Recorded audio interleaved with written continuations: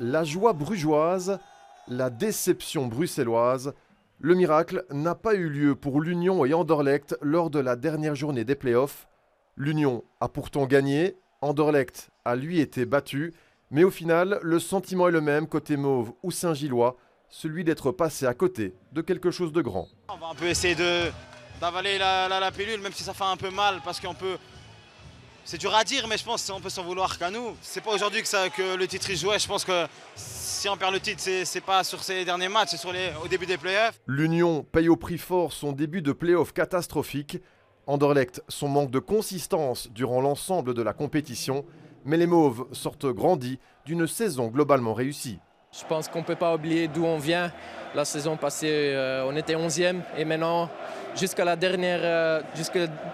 dernier match, on pouvait être champion. Donc je pense qu'on peut être content de la saison, mais bon, on joue pour les prix, donc c'est dommage. Une déception légitime des deux côtés, car Anderlecht aurait été champion la semaine passée s'il avait gagné contre Bruges, et l'Union comptait 19 points d'avance sur le futur champion à la fin de la phase classique. C'est une grande déception, mais d'un autre côté, nous pouvons être fiers de ce que nous avons réalisé. On a créé un nouveau groupe l'été dernier avec un nouvel entraîneur, il est arrivé en début de saison. Nous nous sommes montrés compétitifs sur les 3 fronts dans lesquels nous étions engagés. Je pense qu'on doit être fiers des joueurs et du staff pour ce qu'ils ont réussi à accomplir cette saison. Dimanche, l'Union a terminé le travail devant ses supporters en l'emportant 2-0 face à Genk. Des buts marqués par Charles Van Hout en première mi-temps, puis Gustav Nilsson sur pénalty en deuxième. Mais l'action de la soirée s'est passée à Bruges quand le Cercle a fait 0-1 à 10 minutes de la fin avant de voir son but annulé via le VAR pour position de hors-jeu. On va pas pleurer sur ça, c'est à nous de faire le travail quand il fallait le faire. Donc maintenant, voilà, c'est pas grave, c'est un coup mitigé comme j'ai dit. On va essayer de profiter, voilà. Si Bruges avait gagné son match contre le Cercle de façon claire, je n'aurais pas eu de problème, ni rien eu à dire. Mais ce scénario de fin de saison avec le but annulé par le VAR me laisse quelque peu perplexe. Une action qui laisse un goût amer à Alexander Blessing. De son côté, Anderlecht est passé totalement à côté de son sujet à l'Antwerp.